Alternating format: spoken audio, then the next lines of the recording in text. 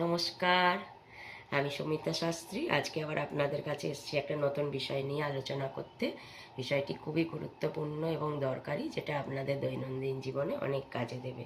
তো সেরকমই একটা বিষয় হচ্ছে যে যাদের পেটের রোগ আছে, পেটের প্রবলেম আছে, মানে পেট ব্যথা করে বা কিছু খেলে পরে বদহজম হয়, পেটে গ্যাস হয়, নানা রকম পেটের সমস্যা আছে, তারা এই উপায়টা করতে পারেন। তাদের বাড়িতে যদি দক্ষিণাবর্তী শঙ্খ থাকে, তো সেই শঙ্খে জল ভরে রাখবেন। সারা রাত সেই জল থাকলো, পরের দিন সকালে সেই জলটা পান করুন। আবার পুজো দেওয়ার সময় সেই দক্ষিণাবর্তী শঙ্খে জল ভরে রাখলেন, আবার পরের দিন সেই জলটা পান করলেন।